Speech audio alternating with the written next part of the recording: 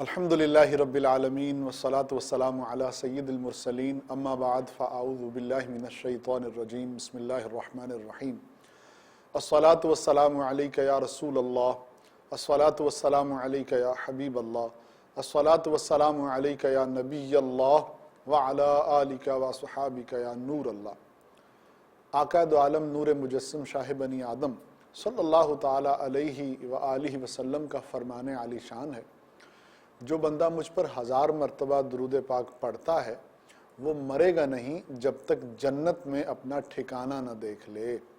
صلو علی الحبیب صلی اللہ تعالی علی محمد صلی اللہ علیہ وسلم۔ مدنی چینل کے ناظرین مرحبا، سلسلہ ہے اندھیرے سے اجالے کی طرف۔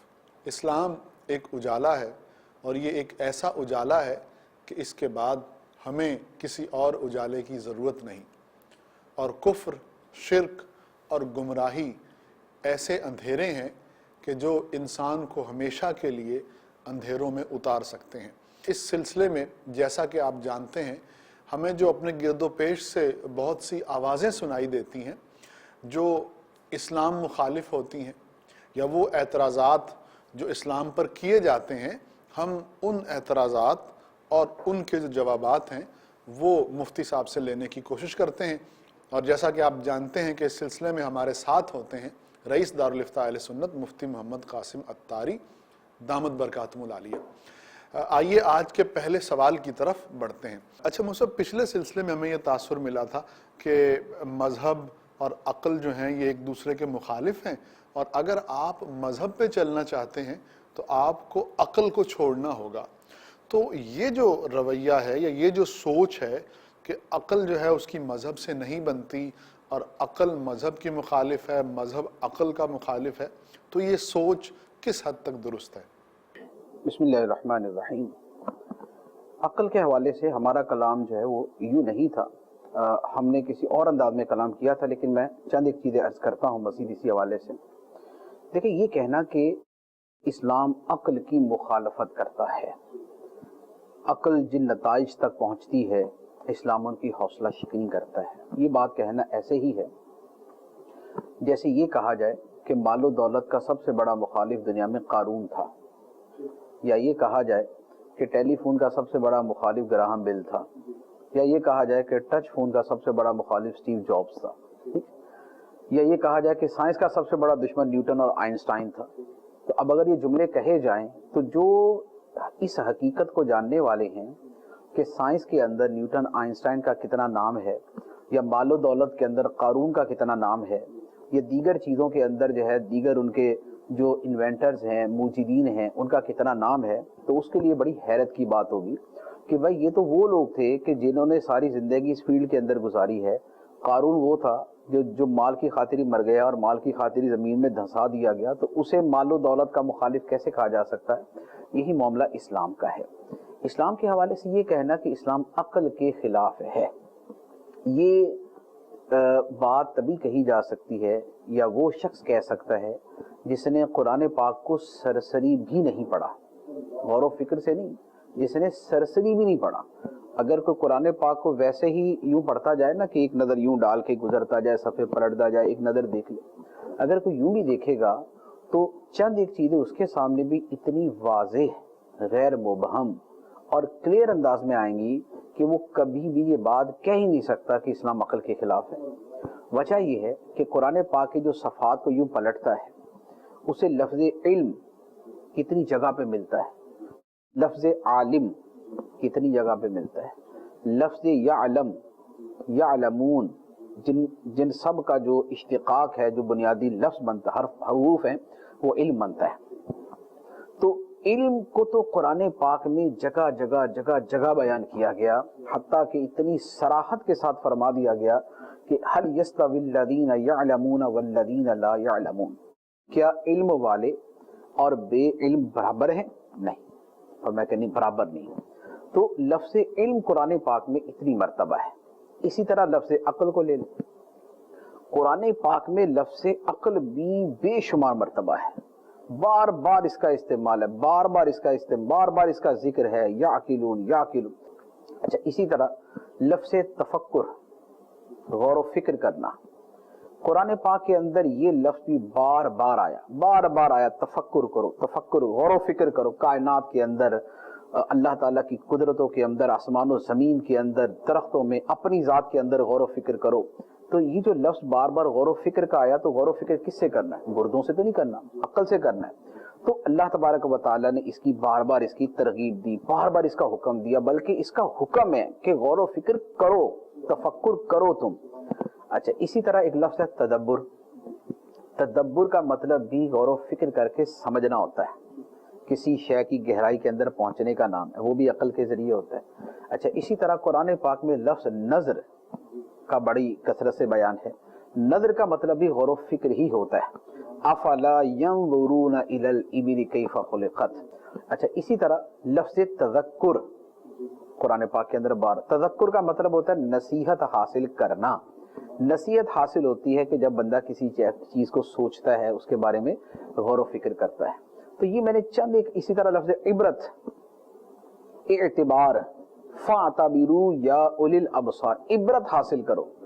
عبرت کا مطلب یہ ہوتا ہے کہ کسی شے کو دیکھ کر اپنی عقل سے نتیجہ اخذ کرنا۔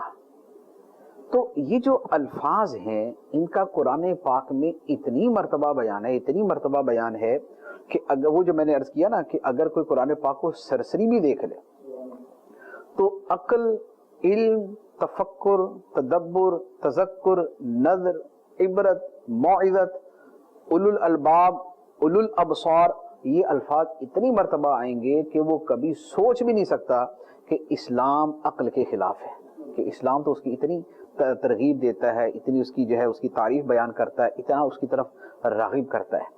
اچھا، پھر اس کے بعد اس کے ساتھ ایک مزید چیز یہ ہے کہ قرآن پاک میں جہاں پر اللہ تبارک و تعالیٰ اپنی قدرتیں بیان کرتا ہے، ان کے بعد بطور خاص یہ فرماتا ہے کہ اللہ تعالیٰ کی نشانیاں عقل والوں کے لیے، بے عقل جو ہے وہ سمجھنے کے قابل ہی نہیں ہے۔ اچھا، پھر جو لوگ عقل نہیں استعمال کرتے ان کے بارے میں قرآن پاک کے اندر فرمایا اولئک کالانعام بل ہم اضل، فرمایا کہ جو عقل نہیں استعمال کرتے یہ تو جانوروں کی طرح ہیں بلکہ اس سے بدتر ہے۔ تو اب بتائیے کہ قرآن جو دین اسلام کی سب سے بنیادی سورس ہے، جو سب سے بنیادی کتاب ہے، وہ تو یہ فرما رہی ہے کہ جو عقل نہیں استعمال کرتے وہ جانوروں کی طرح ہیں، چوپایوں کی طرح ہیں، بلکہ چوپایوں سے بدتر ہیں کہ چوپایوں میں تو عقل ہے نہیں اس لیے نہیں سوچتے، انسان میں تو عقل رکھی گئی ہے پھر نہ سوچے تو پھر تو جانوروں سے بدتر ہے۔ تو اب اس پر غور کر لیں کہ کیا اسلام، کیا قرآن، کیا دین اسلام عقل کے خلاف بات کرتا ہے یا اس کے حق میں بات کرتا ہے۔ اب رہی یہ بات کہ اگر کچھ باتوں سے یہ تاثر ملتا ہے کہ نہیں جناب یہ تو قرآن دین جو ہے وہ فلاں بات سے منع کرتا ہے، فلاں بات سے منع کرتا ہے، یا فلاں جگہ عقل کی مذمت کی گئی، تو دیکھیں عقل کی مذمت نہیں ہے، عقل کے غلط استعمال کی مذمت ہے۔ عقل کے غلط استعمال کی مذمت ایسی ہے جیسے قرآن پاک کے اندر ایک جگہ ایک مسجد کی بھی مذمت ہے، ایک مسجد کی بھی مذمت ہے۔ اس مسجد کے بارے میں قرآن پاک کے اندر ہے مسجدن درارا وکفرا وتفریقا بین المؤمنین وارصادا لمن حارب اللہ ورسولہ۔ مسجد کی مذمت ہو رہی ہے کہ وہ مسجد جو ہے وہ ضرار ہے، وہ نقصان پہنچانے کے لیے ہے، وہ خدا رسول سے دشمنی کے لیے ہے، وہ مسلمانوں میں جدائیاں ڈالنے کے لیے، وہ کفر پھیلانے کے لیے ہے، وہ مسلمانوں میں تفریق ڈالنے کے لیے۔ تو اب کوئی اگر قرآن پاک کی اس آیت کو لے کر یہ کہے کہ بھئی اسلام مسجدوں کے بڑا خلاف ہے، تو اس کو کیا کہا جائے گا کہ بھئی اسلام مسجدوں کے خلاف ہے، یہ اسلام تو مسجد بنانے کا حکم دیتا ہے۔ وہ جو مذمت ہے وہ ایک ایسے مرکز کی گئی جو اس لیے تعمیر کیا گیا، مسجد کے نام پہ اس لیے تعمیر کیا گیا کہ وہ مسلمانوں میں تفریق کرے، لوگوں میں انتشار برپا کرے، لوگوں کو ایک دوسرے سے جدا کرے، ان کے درمیان لڑائی پیدا کرے، تو مذمت تو اس چیز کی جا رہی ہے۔ اچھا، اسی طرح اگر کسی ملک کے اندر کوئی ہاسپٹل بن جائے، جیسے ہمارے ہاں بھی اس طرح کے کیسز آتے رہتے ہیں کہ ہاسپٹل بنے اور اس کے اندر کیس کیا سامنے آتا ہے کہ جناب ڈاکٹر صاحب گردے چوری کرنے میں ملوث ہیں، مریضوں کا آپریشن کرتے ہیں بہت تھوڑی فیس کے اوپر کہ جناب ہم آپ کا آپریشن کریں گے اور بہت تھوڑی فیس پہ کر دیں گے، لوگ بڑے خوشی سے جاتے ہیں، یار 25,000 50,000 دوسری جگہ خرچ ہوتا ہے، یہ ڈاکٹر صاحب 5,000 میں آپریشن کرنے کو تیار ہے۔ اب وہ آپریشن کے چکر میں گردہ نکال لیتے ہیں، مریض بعد میں جا کے کوئی چیک اپ تھوڑی کراتا ہے کہ بھائی میرے چیک کرو گردے پورے ہیں یا نہیں، ڈاکٹر صاحب کے پاس سے ہو کے آیا ہوں۔ تو اب اگر کوئی ایسا کیس آئے اور اس ہاسپٹل کی مذمت کی جائے، ملامت کی جائے، ڈاکٹر کو برا بلا کہا جائے، تو اس کو اگر کوئی شخص یہ کہنا شروع کر دے کہ بھئی یار یہ ہماری ساری قوم جو ہے نا میڈیکل کے بہت خلاف ہے، یہ ہاسپٹلز کے بہت خلاف ہے، یہ تو علاج معالجے کی دشمن ہے، تو اس کو یہ کہا جائے گا بھائی صاحب علاج معالجے کی نہیں، یہ موصوف جو ڈاکٹر صاحب ہیں نا ان کے خلاف ہے، یہ گردہ چوری کرنے کے خلاف ہے، یہ لوگوں کی اعضاء بیچنے کے خلاف ہے۔ اچھا اسی طرح کوئی اسکول ہے، اس میں ایجوکیشن ہو رہی ہے، اب ایجوکیشن کے اندر انہوں نے وہ کتابیں رکھی ہوئی ہیں جو اسی ملک سے نفرت سکھاتی، جیسے آپ نے بہت سارے آپ پڑھتے ہیں نا کہ جہاں پر صوبائی تعصب ہوتا ہے، جہاں پر مختلف قومیتیں بستی ہیں، تو وہاں کیا ہوتا ہے کہ وہ جب ان میں صوبائی تعصب، لسانی تعصب، قومی تعصب آتا ہے، تو اب اگر ہر صوبہ یا ہر اسٹیٹ اپنا نصاب لے کے چل رہی ہے تو وہ کیا کرتے ہیں، اس کے اندر وہ چیزیں ڈالتے ہیں کہ جو منافرت پیدا کرنے والی، جو نفرت پیدا کرنے والی، جو غداری کے جراثیم پیدا کرنے والی، جو ملک دشمنی کی چیزیں پیدا کرنے والی۔ اب اگر وہاں کریک ڈاؤن کیا جائے اور ایسے سارے اسکول بین کر دیے جائیں اور ان کی کتابوں کو ضبط کر لیا جائے، ان کے چلانے والے ہیں ان کو پکڑ لیا جائے اور اس پہ یہ شور مچایا جائے کہ جناب دیکھیں یہ تو ملک، یہ حکومت، یہ لوگ، یہ تو ایجوکیشن کے خلاف ہے، یہ تو تعلیم کے دشمن ہے، یہ تو علم کے دشمن ہے، تو وہاں کیا کہا جائے گا؟ تو وہاں یہی کہے گا کہ بھائی صاحب یہ علم کے دشمن نہیں ہے، یہ آپ کے دشمن ہے، کہ جو آپ حرکتیں کر رہے ہیں، جو وطن دشمنی سکھا رہے ہیں، جو غداری سکھا رہے ہیں، جو ملک سے نفرت سکھا رہے ہیں، جو آپس میں منافرت پیدا کرنا، نفرتیں کرنا سکھا رہے ہیں، یہ اس کے خلاف ہے۔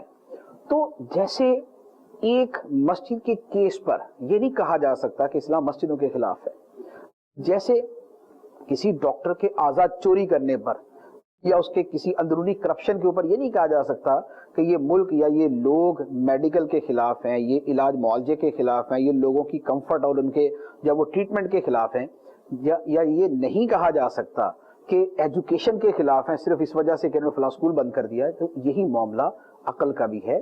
ہمارے ہاں چند آپ کو چیزیں ملیں گی جس میں عقل کی مذمت ہے، لیکن وہ کیا ہوتا ہے، وہ عقل کی مذمت نہیں، وہ عقل کے منفی استعمال کی مذمت ہے، وہ عقل کے منفی استعمال کی مذمت ہے۔ اور جہاں پر یہ بات لکھی ہوگی وہاں کا کلام تھوڑا سا پیچھے سے پڑھتے ہیں تو پتہ چل جائے گا کیا بات بیان ہو رہی، ورنہ اگر محض عقل بہر صورت قابل تعریف ہے، بھلے صحیح استعمال ہو بھلے غلط استعمال ہو، تو بھائی دہشت گرد بھی تو عقل استعمال کرتے ہیں، چور کیسی پلاننگ کرتا ہے، اس کی عقل دیکھیں۔ بلکہ ہمارے ہاں جو کرپشن کے نتنے طریقے ایجاد کرتے ہیں یا ہمارے ہاں جو چوریوں کے نتنے طریقے ایجاد کرتے ہیں، ایسی وہ یونیک ٹیکنیک استعمال کرتے ہیں کہ لوگ آشش کر کے رہ جاتے ہیں کہ دیکھیں جناب کیا عقل استعمال کی ہے۔ گھر کے اندر جو بندہ چوریاں کر رہا ہوتا ہے یا گھر کے اندر رہ کے بچہ کڈنیپ کر کے گھر والوں کے ساتھ ہی پھر رہا ہوتا ہے کہ آپ کے بچے کو تلاش کر رہا ہوں، کیسی عقل ہوتی ہے اس کی؟ تو اس کا کیا مطلب ہے کہ اگر ایسی مذمت کی جائے تو کہا جائے گا کہ عقل کے دشمن ہے، یہ عقل کے دشمن نہیں ہے بلکہ اس عقل کے منفی استعمال کی دشمنی ہے۔ اب بات یہ ہے کہ جو عقل وطن کے خلاف استعمال ہو، جو عقل ملک کے خلاف استعمال ہو، جو عقل اپنی قوم کے خلاف استعمال ہو، جو عقل اپنے ملک کے مفادات کے خلاف استعمال ہو، اگر اس کی مذمت کی جا سکتی ہے کہ یہ وطن سے دشمنی ہے، تو جو عقل خدا سے دشمنی سکھاتی ہے، جو عقل خدا کے انکار کی طرف لے کے جاتی ہے، جو عقل خدا پر ایمان لانے کے خلاف جاتی ہے، تو عقل کے اس منفی استعمال کی بھی مذمت کی جائے گی۔ تو لہذا جو مذمت ہوتی ہے وہ اس بات کی ہوتی ہے کہ یہ کیسی عقل ہے جو اپنے خالق کو نہیں مانتی، یہ کیسی عقل ہے جو اپنے خالق کے خلاف ہے، جو اپنے پیدا کرنے والے کے خلاف ہے، جو اس کے افعال پر اعتراض کرنے والی ہے، جو اس کے احکام پر اعتراض کرنے والی ہے۔ تو جو اعتراض کیا جاتا ہے وہ عقل کے منفی استعمال پر کیا جاتا ہے، ورنہ عقل کا جتنی اس کی پذیرائی، جتنی اس کی ایکسیپٹنس اور جتنی اس کی جو ہے نا وہ اپریشیشن اسلام کے اندر ہے، وہ میں نے عرض کر دی ہے کہ لفظ علم ہے، لفظ عقل ہے، تفکر ہے، تدبر ہے، تذکر ہے، تنبہ ہے، یہ ساری چیزیں ہمارے دین کے اندر بار بار بیان کی گئی ہیں۔ اچھا صاحب ایک اور چیز یہ کہ انسانی زندگی میں جوانی کو وہی حیثیت حاصل ہے جو موسموں میں بہار کو ہوتی ہے۔ عمر کے اس حصے میں جوانی میں جمالیاتی حس جو ہے وہ عروج پر ہوتی ہے، شاعری کا ذوق ہے، دنیا دیکھنے کا شوق ہے۔ تو لیکن جو مسلمان نوجوان ہے وہ مذہبی پابندیوں میں جکڑا ہوا ہے اور اس کے لیے جو ہے نا وہ زندگی گزارنا شاید بہت مشکل ہوتا ہے اور وہ دنیا کی رنگینیوں سے ویسے لطف اندوز نہیں ہو سکتا. تو اس مسئلے کے بارے میں آپ کیا فرماتے ہیں؟ یہ جو آپ نے کہا نا کہ جوانی کے اندر جو ہے وہ انسان کے جذبات ہوتے ہیں اور اس کو ہر چیز جو ہے نا وہ کیا خوشنما نظر آتی ہے. اس خوشنما نظر آنے کو آپ یہ بھی کہہ سکتے ہیں کہ اس کو ہری ہری سوجتی ہے. تو اب یہ ہری ہری سوجنا جو ہے یہ خوبی نہیں، یہ خامی ہے، یہ پرابلم ہے اس کو کہ اس کی نگاہ جو ہے وہ آوارہ پھرتی ہے اور اس کی نگاہ جو ہے وہ غلط چیزوں کی طرف جاتی ہے. آپ نے چند چیزیں بیان کی. ایک تو آپ نے کہا کہ جمالیاتی حس. ٹھیک، جمالیاتی حس جو ہے یہ انسان میں ہوتی ہے، صرف جوان میں نہیں ہوتی. ٹھیک ہے نا، جمالیاتی حس کا تعلق انسان کے ساتھ ہے، صرف جوان کے ساتھ نہیں ہے. ہاں جوانی میں یوں کہہ لیں کہ عروج پہ ہوتی ہے، لیکن یہ عروج بھی جمالیاتی حس کی خاص قسم کے اعتبار سے ہے. مسئلہ یہ ہے کہ جمالیاتی حس کا جو میدان ہے وہ بڑا وسیع ہے. ٹھیک، دریا، سمندر، پہاڑ، پرندے، آبشاریں، درخت، پھول، زمین، صبح، شام، لباس، بلڈنگز، اپنا لباس، اپنا پہناوا، اپنے گھر کی جو آرائش و زیبائش، یہ سب چیزیں ہی جمالیاتی حس میں داخل ہیں. ٹھیک، یہ سب چیزیں جمالیاتی حس میں. اگر یہ ذوق عروج پہ ہے تو اس پہ کوئی ممانعت نہیں. ایک آدمی کو پہاڑ پسند ہے اور وہ بڑا کثرت سے پہاڑوں کی طرف جاتا ہے، اس پہ اسلام کوئی پابندی نہیں لگاتا. بھائی سب جائیے اور آپ بھی جائیے، ٹھیک، کوئی مسئلہ نہیں ہے اس کو. ایک آدمی کو پھول پسند ہے تو وہ پھولوں کے پاس رہنا پسند کرتا ہے، وہ گھر میں پھول لگاتا ہے، وہ آرائش و زیبائش میں پھول زیادہ استعمال کرتا ہے. اس نے گھر میں کیاری بنا لی تو اسلام کہتا ہے کیاری کا تم باغ بنا لو. کس نے منع کیا؟ ٹھیک ہے، پتے ہیں، پھول ہے، سبزہ ہے، اللہ کی تسبیح کرے گا تو لہٰذا کوئی حرج نہیں اس کے اندر. اچھا، اسی طرح صبح و شام ہے، کسی کو صبح پسند ہے، کسی کو شام پسند ہے، تو ٹھیک ہے بھائی، پسند ہے، اس میں کیا حرج. تو جمالیاتی حس کے یہ جتنے، اچھا اسے لباس ہے، آپ پہنے جتنا اچھے سے اچھا لباس پہننا ہے، شریعت آپ کو کوئی منع نہیں کرتی. چند ایک لباس ہے، مرد ہے ریشم کا نہ پہنے، ٹھیک ہے، اور اسی طرح عورت ہے تو ایسا لباس نہ پہنے جس سے بے ستری ہو، اس کے آزاد نمایاں ہو غیروں کے سامنے. تو اس کو تو عقل بھی کہتی کہ ہاں یار ایسا نہیں ہونا چاہیے. تو جمالیاتی حس کے 90% جو تقاضے ہیں وہ سارے کے سارے مباح ہیں، وہ جائز ہیں. ہم اگر یہاں پر یہ بیٹھے ہیں، اگر ہم نے یہ چادر لی ہے، اگر ہم نے یہ ٹیبل رکھا ہے، اگر یہ ہمارے پیچھے ایک بیک گراؤنڈ بنا ہوا ہے، اگر ہم نے یہ لائٹیں ساری کی ہیں، یہ بیسیکلی جمالیاتی حس سے تعلق رکھتی. ٹھیک ہے، اس کی سلیکشن کے اندر کہ یہ کلر یا دوسرا کلر، جمالیاتی حس آپ کو، آپ کی جمالیاتی حس بتائے گی کہ آپ کو کون سا کلر پسند ہے. ہو سکتا ہے آپ کو پنک پسند ہو سکتا ہے آپ کو یلو پسند ہو سکتا ہے گرین پسند ہو. اسی طرح آپ کا ڈریس جو ہے، جو آپ نے پہنا ہے، اس کا جو کنٹراسٹ ہے کہ آپ نے جناب گرین امامہ، آپ کی وائٹ چادر جو ہے، یہ ایک جمالیاتی حس کی تسکین ہے. آپ کے پیچھے کا بیک گراؤنڈ جو ہے، کبھی آپ یہ کرتے ہیں، کبھی آپ جناب درختوں میں بیٹھ جاتے ہیں، کبھی آپ کے پیچھے سبزہ ہے، کبھی آپ کچھ کر لیتے ہیں، یہ سب جمالیاتی حس ہے. آپ گھر صاف ستھرا رکھتے ہیں، آپ کی جو بیڈ شیٹس ہیں، آپ کا جو گدا ہے، صوفہ ہے، آپ کے جو چیئرز ہیں گھر کے اندر، آپ کے جو برتن ہیں، آپ کا چولہا ہے، آپ کا کچن ہے، آپ کا بیڈ روم ہے، آپ کا ڈرائنگ روم ہے، آپ کا کامن ہے، ٹیرس ہے، یہ ساری چیزیں آپ ایک سے بڑھ کے ایک بنانے کی کوشش کرتے ہیں، یہ سب جمالیاتی حصہ ہے. کوئی منع نہیں کرتا، کوئی ممانعت نہیں ہے. آپ کو فلیٹ کی جگہ جناب زمین کا مکان پسند ہے، زمین کے مکان کے اندر آپ کو بنگلہ پسند ہے، بنگلے کے اندر آپ کو بہت بڑا بنگلہ پسند ہے، جائز ہے آپ کے لیے، بنایا. آپ اپنے جمالیاتی اس کو لگا دیں اس کے اندر. اسی طرح جو میں نے سیر و تفریح کے حوالے سے عرض کی، آپ کو سمندر پسند ہے تو آپ باہر نہ نکلیں، نماز پڑھنے کے لیے آ جائیں، دوبارہ بھلے اندر چلے جائیں. آپ کو سمندر پسند ہے، نکل جائیں کشتی میں، ساری زندگی کشتی میں گزار دیں. آپ کے شرعی احکام وہاں پورے ہو رہے ہیں تو آپ ساری زندگی سمندر میں گزار دیں. آپ کو باغات پسند ہیں تو آپ جو ہے وہ ہجرت کر کے باغات والے ملک میں چلے جائیں. آپ پاکستان میں تو آپ مری چلے جائیں، کشمیر چلے جائیں، آپ نتیا ویلی چلے جائیں، کوئی آپ کے اوپر پابندی نہیں ہے کہ جناب آپ نے کراچی کو چھوڑا یا آپ نے اوکاڑا کیوں چھوڑا. تو یہ جتنی چیزیں ہیں یہ سب چیزیں جمالیاتی حس سے تعلق رکھتی ہیں، اس میں کوئی پابندی نہیں ہے. اب معاملہ کہاں شروع ہوتا ہے؟ پرابلم شروع ہوتا ہے جب جمالیاتی حس کا معنی صرف جنسی حس رکھ دیا جاتا ہے. تو جمالیاتی حس اور ہے، جنسی حس اور ہے. اب اگر یہ کہا جائے کہ جنسی آوارگی کی اجازت ہو تو اس کی اجازت تو کوئی معاشرہ بھی نہیں دیتا، ورنہ اس کے تو پھر دائرہ بہت وسیع ہے. جنسی حس جو ہے اس کا تو معاملہ ہی ایسا ہے جیسے وہ ایک बीमारी होती है ना, वो पानी पीने वाली बीमारी के, जिसमें जितना पिएंगे उतना प्यास लगेगी। एक भूख की बीमारी होती है, जितना खाएंगे उतनी ही उसको भूख लगेगी, उसको जूल बकर करके कहते हैं कोई। तो जिन्स का मामला भी यही है, नजरों को जितना आवारा छोड़ेंगे आप खुद उतना आवारा हो जाएंगे, आपकी तस्कीन हो ही नहीं सकती। आपको दुनिया के अंदर हर दूसरी पहली से डिफरेंट नजर आएगी। नौजवान आप किसे कहते हैं? नौजवान किसे, नौजवान की तारीफ, डेफिनेशन क्या, क्या तारीफ है उसकी? उम्र के एतबार से अब शायद ये बोले कि जनाब नौजवान तो वो है जो टीनेजर्स हैं, जवान वो है जो 20 से 30 के दरमियान है, 35 तक जवान है। अर्ज ये है कि अच्छा ये जो जवान है और जिसका जमालियाती हिस्स है जिसकी, ये सिर्फ मर्द ही होता है या औरत भी होती है? जमालियाती हिस्स तो दोनों के अंदर ही है, जवान भी दोनों ही होते हैं। तो ये 70 पाबंदियां फिर औरत पे क्यों? ये जमालियाती हिस्स बमाना जिनसी हिस्स की बात करने वाले पूरी दुनिया के अंदर जितने भी हैं, वो मर्द की तो वो सारी चीजों को जो है ना वो जमालियाती हिस्स के खाते में डाल देते हैं, तो फिर औरत की जमालियाती हिस्स को क्यों नहीं उसी तरह आजाद छोड़ते? एक बात। दूसरी बात ये है, एक आदमी 21 साल का है, 20 साल का है, उसकी शादी हो गई, उसकी जवानी खत्म हो गई, जवान तो अभी भी है, तो उसको फिर क्यों उसके मुल्क का कानून भी कहता है कि अब इसी पे गुजारा कर? इसको क्यों पाबंदियों में जकड़ दिया गया? इस पे क्यों बेड़ियां डाल दी गई? इसके क्यों कहा कि अब एक के साथ ही रहे? जो उसकी वाइफ है उसको क्यों कहा जा रहा है कि इसी एक पे गुजारा कर? उसकी जमालियाती हिस्स नहीं है, उसकी जिनसी हिस्स नहीं है, उसको आजादी नहीं चाहिए। अगर यही पाबंदियों में जकड़ने के बाद वो करना शुरू कर दे, जिस नौजवान लड़की की शादी होगी वो भी यही बोल रहे हैं कि जनाब हमारी जमालियाती हिस्स पूरी नहीं हो रही आजकल, तो थोड़ी सी आजादी दें हमारे। मैं नहीं मानता अपने मुल्क का कानून जिसने मेरी जमालियाती हिस्स को जनाब पाबंदे सलासिल कर दिया और कैद के अंदर बांध दिया और बेड़ियां डाल दी उसको। मैं नहीं मानती ऐसे कानून को।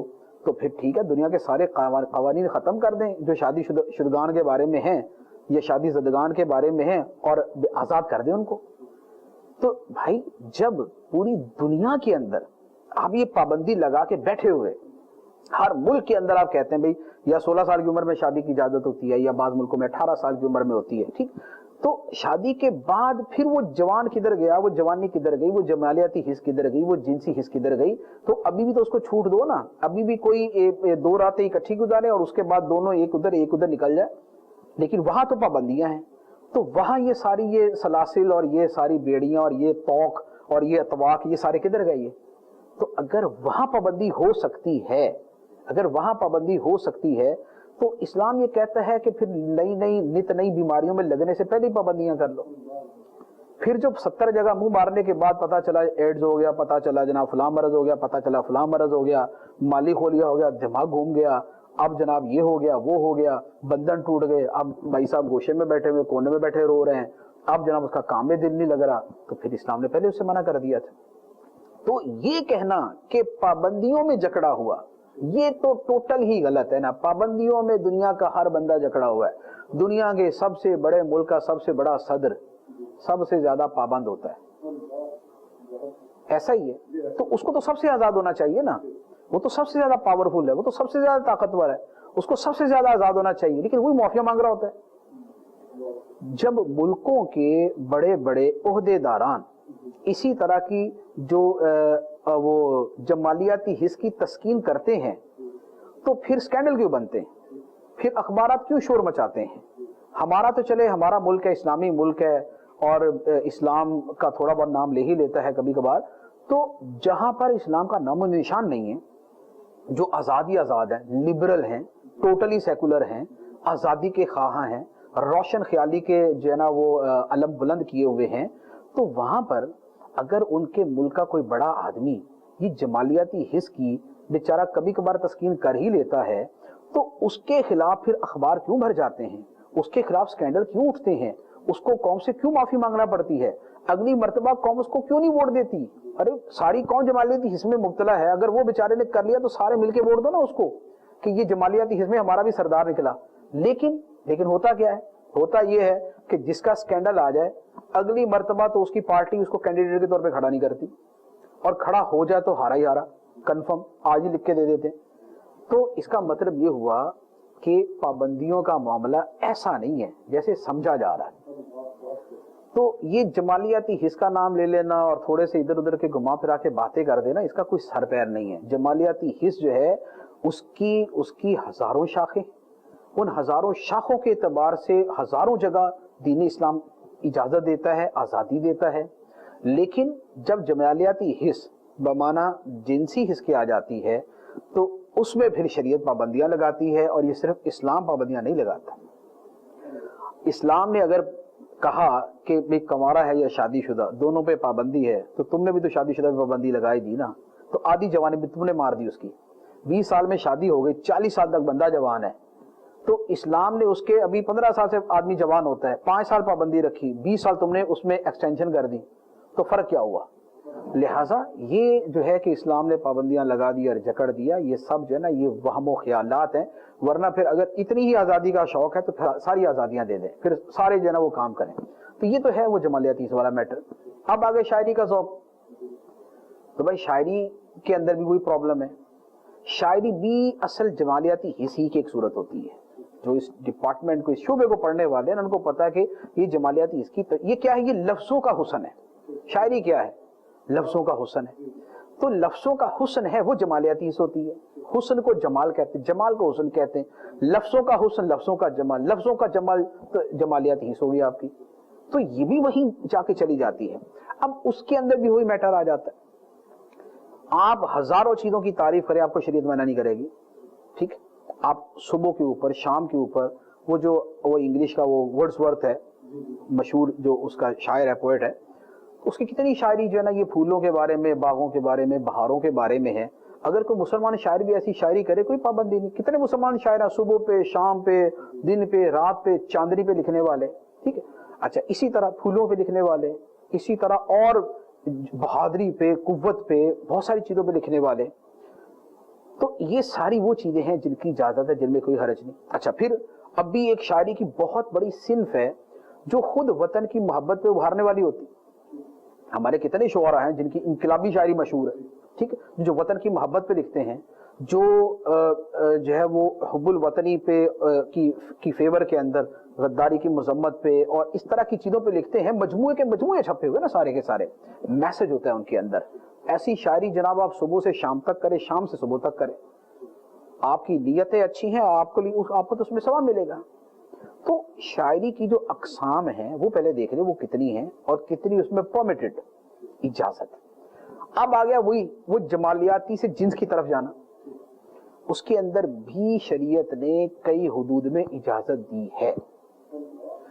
جو شاعری حسن و جمال کے بارے میں، انسانی حسن و جمال کے بیان کے اندر ہے، اس میں بھی بڑی حد تک اجازت ہے. ہمارے ہی شعراء کی شاعری موجود ہے، مسلمان شعراء کی شاعری موجود ہے، علماء کی شاعری موجود ہے جس کے اندر اس کا ایک باقاعدہ پارٹ ہے. ہاں وہ شاعری کہ جو آپ کو اس حسن و جمال کے بیان سے افوارگی کی طرف لے کے جاتی ہے، جو بےہودگی کی طرف لے کے جاتی ہے، جو آپ کو ولگیرٹی کی طرف لے کے جاتی ہے، وہ شاعری ممنوع ہوگی. یا کسی فرد معین کے بارے میں، کسی مخصوص عورت کے بارے میں شاعری کر رہے یا کسی مرد کے بارے میں شاعری کر رہے، لوگ سمجھ رہے کس کے بارے میں بات ہو رہی ہے، تو یہ تو اس کو بدنام کرنے کی بات ہے. تو بدنام کرنے والی بات ہے، اس کی بالکل مذمت ہوگی. تو جو پورشن ممنوع ہے، ممنوع بھی اس اعتبار سے کہ اس عام طور وہ گناہ کی حد میں نہیں ہوتا جب تک کہ وہ کفر یا معصیت کی دعوت یا شراب کی تعریف یا کسی معصیت کی تعریف پر مبنی نہ ہو، تو اس میں گناہ کا فیکٹر نہیں آتا. ہاں یہ ہے کہ کچھ ایسا مضموم ہے کہ جس کے بارے میں یہ ہے کہ یہ نہ ہونا بہتر ہے. لیکن اگر وہ شاعری بھی کوئی اچھے مقصد کے لیے پڑھتا ہے تو اس میں کوئی حرج نہیں. آپ اردو شاعری ہے، عربی شاعری ہے، کسی اور زبان کی شاعری ہے. عربی شاعری پڑھتے ہیں قرآن و حدیث کو سمجھنے کے لیے، عربی کو سیکھنے کے لیے. اس عربی شاعری کے اندر ہر طرح کی شاعری ہے، اچھی بھی ہے، بری بھی ہے، لیکن اس کے پڑھنے کے اندر کوئی حرج نہیں، اچھے مقصد کے لیے پڑھتے ہیں. اسی طرح اردو شاعری بھی ہو سکتی ہے، اسی طرح اور زبان کی شاعری بھی ہو سکتی ہے. تو بات آپ کے مقصد کے اوپر، آپ کی نیت پر بھی آ جاتی ہے. تو لہذا جو شاعری والا میٹر ہے یہ بھی ایسا نہیں ہے کہ جس کو یوں کہہ دیا کہ جناب شاعری کو تو لگتا کہ اندر بند کر کے تالا ہی لگا دیا نا، ایسا نہیں ہے. یہ بھی بڑا وسیع میدان ہے. تو یہ جو چیزیں بیان کی جاتی ہے جوانی کے اعتبار سے اور جناب پابندیوں کے اعتبار سے، ان کی حیثیت نہیں ہے. جمالیاتی حس والا میٹر جو ہے، اب وہ جمالیاتی حس کی تسکین کے لیے اگر جو ہے وہ کسی کی جو ہے وہ بہو بیٹی کے پیچھا کرنا شروع کر دے تو اس کی جمالیاتی حص کے اوپر ہراسمنٹ کا کیس کیوں کیا جاتا ہے؟ ٹھیک ہے نا. اور پھر یہ ہمارے ملک میں تو ویسے ہی اس طرح کے کیس نہیں ہوتے. جن ملکوں میں یہ جمالیاتی حص کچھ زیادہ پائی جاتی ہے وہاں کیس بھی زیادہ ہوتے ہیں کہ بھئی آپ اس کی مرضی کے بغیر اس کے پیچھے کیوں نکلے. وہ بولے جمالیاتی اس کے لیے، میں کون سا اس کو مار رہا ہوں، میں اس کو کون سا کوئی اسالٹ کر رہا ہوں اس کے اوپر، میں کون سا اس کو کچھ کہہ رہا ہوں. لیکن ایک مرتبہ فون ہو جائے کہ جناب he is chasing me and he is behind me, so اس کے بعد کیا ہوتا ہے آپ کے سامنے؟ تو وہ بیچارہ بھلے آپ چیختا رہے جمالیاتی ہے جمالیاتی حص، کوئی بھی نہیں مانے گا اس کی جمالیاتی حص کو. تو عرض یہ ہے کہ جمالیاتی حص کے لیے بھی دنیا کے ہر ملک میں قوانین ہوتے ہیں. کوئی کسی کے گھر کے باہر آ کے کھڑا ہو جائے، آپ اس گھر کے اندر جو ہے وہ جوان لڑکیاں رہتی ہیں اور وہ بولے کہ جمالیاتی حص کی تسکین کے لیے کھڑا ہوں، تو کیا کہا جائے گا؟ اس کے اوپر کیس ہوگا، اس کو جیل بھیج دیا جائے گا. تو جیسے حدود و قیود ہر ملک میں ہیں، تو عرض یہ ہے کہ یہ کہنا کہ بالکل ہی بے قید معاشرہ ہو، ایسا دنیا میں کہیں نہیں، ایسا دنیا میں کہیں نہیں ہے. لہذا اگر دنیا میں قیود ہو سکتی ہیں، سارے مل جل کے قیدیں لگا سکتے ہیں، تو سب کو پیدا کرنے والا خدا بھی پابندیاں لگا سکتا ہے. وہ بھی فرما سکتا ہے قل للمؤمنین یغضوا من ابصارهم ویحفظوا فروجهم، وہ بھی فرما سکتا ہے وقرن فی بیوتکن ولا تبرجن تبرج الجاہلیۃ الاولی. تو یہ سارے احکام پھر خدا کے ہیں. خدا جو لوگوں کو ان سے زیادہ جانتا ہے، جو لوگوں کو لوگوں سے زیادہ جانتا ہے، اس نے لوگوں کی ابتدا سے لے کر انتہا تک کی جملہ فطرتوں کو، جملہ سوچوں کو، خیالوں کو وہ ازلی ابدی طور پر ان کو جانتا ہے. تو اس نے ان سب چیزوں کے اعتبار سے جو پابندیاں لگائی ہیں وہ ہمارے حق میں ہے، ہمارے لیے بہتر ہی. سبحان اللہ. مدنی چینل کے ناظرین، ان الدین عند اللہ الاسلام، اللہ تعالیٰ کے نزدیک تو جو دین ہے وہ اسلام ہی ہے. اور اسلام ایک ایسی نعمت ہے کہ جس کا ہم جتنا بھی شکر ادا کریں کم ہے. اسلام ہمیں اندھیروں سے نکال کر اجالوں کی طرف لے کے جاتا ہے. اسلام ہمیں کفر و شرک سے بچا کر خدا سبحانہ و تعالیٰ کی توحید کی طرف لے کے جاتا ہے. اور وہ فتنے، وہ آزمائشیں جو انسان کے ضمیر پر، اس کے قلب پر بوجھ بن جاتی ہیں، اگر ہم اسلام کے مطابق اپنی زندگی کو صحیح طریقے سے گزارتے ہیں تو ہم اس قلب و نظر کے بوجھ سے بھی محفوظ ہو جاتے ہیں. اسلام وہی مبارک دین ہے جس میں برکت ہے. اسلام وہی خوبصورت دین ہے جسے اللہ سبحانہ و تعالیٰ نے انسانیت کے لیے پسند فرمایا ہے. اللہ کریم ہمیں اسلام پر ثابت قدم رہنے کی توفیق عطا فرمائے اور ہمیں ایمان اور اسلام کی اہمیت کو سمجھنے کی توفیق عطا فرمائے اور ہمارا خاتمہ ایمان پر ہو، اور جب ہم اس دنیا سے جائیں تو ایمان کو اپنے ساتھ لے کر جائیں. آمین بجاہ النبی الامین. صلو علی الحبیب صلی اللہ تعالی علی محمد صلی اللہ علیہ وسلم.